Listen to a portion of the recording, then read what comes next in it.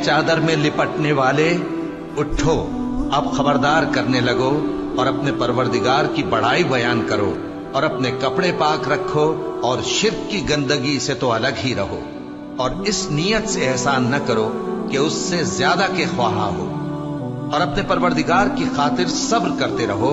फिर जब सूर फूंका जाएगा तो वो दिन मुश्किल का दिन होगा, यानी काफिरों पर आसान न होगा।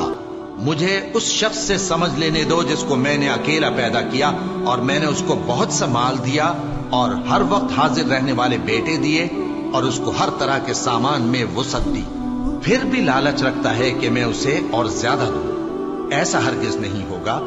ये हमारी आयतों का बड़ा मुखालिफ रहा है। मैं इसे एक बड़ी चढ़ाई चढ़ाऊंगा।